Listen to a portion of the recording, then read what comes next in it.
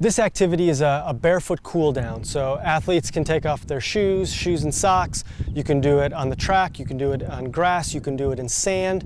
And I have it broken down into 3 categories. So a barefoot 1, barefoot 2, and barefoot 3. And so we're just going to go through those and we'll call out the exercises as we go through. So these are relatively slow movements that just challenge the foot in different positions. So first thing we're going to do is just a forward walk.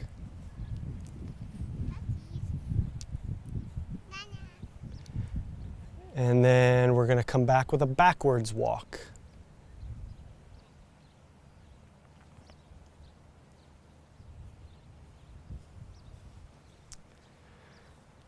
And next we're going to do a toes pointed in walk.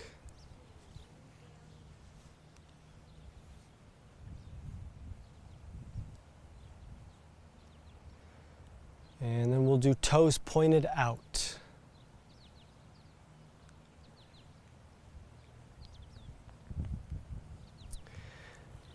After that, we're going to go on the outside of the foot, so kind of lifting the arch up and walking on that outside segment of the foot.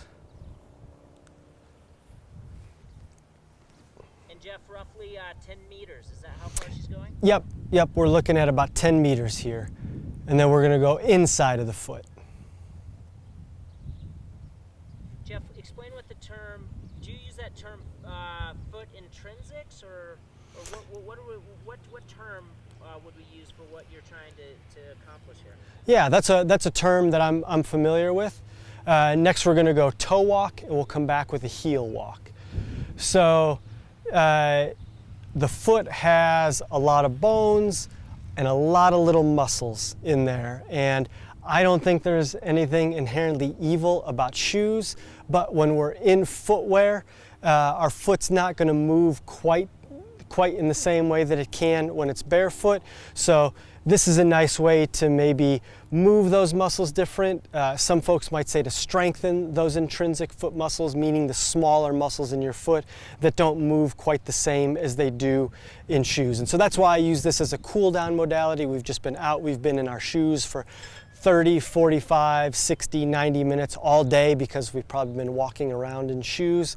And so this is just nice to, after a run, after being in our athletic footwear, to strengthen our feet, to move our feet differently, to stretch our feet a little bit differently. So that was barefoot 1. Those are all walking exercises. So now we'll move to barefoot 2.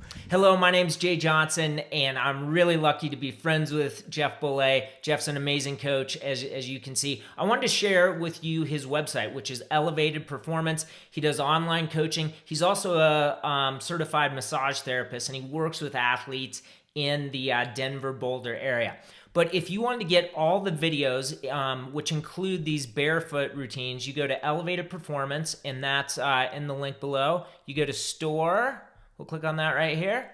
And then you can see these video programs. Jeff Boelé's Essential Routines has all these routines in there. Now, there's another way you can get it, which is you could invest in either my cross-country training system or my track training system. And it's set up that when you invest in those, you get Jeff Boelé's Essential Routines. So I want to walk you through what's in there. The warm-up, hey, that's on YouTube for free. The cool-down is not on YouTube for free. The barefoot routines, you just saw part 1.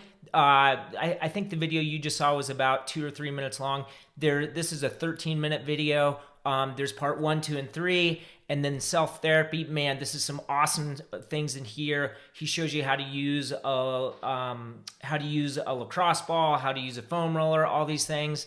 There's some medicine ball stuff, multi-throws with a medicine ball, hurdle mobility, multi-jumps, all these things. So, all right, so there's 2 ways to get Jeff's videos. Either go to Elevated Performance, go to Store, or go to Coach Jay Johnson, check it out. The cross-country training system is my flagship program for cross-country coaches. And when you enroll in that, you get Jeff Boelé's Essential Routines as part of that. And you get the integration of things like the barefoot routines in the training that athletes would do all year long. All right, stay tuned here on YouTube for more videos.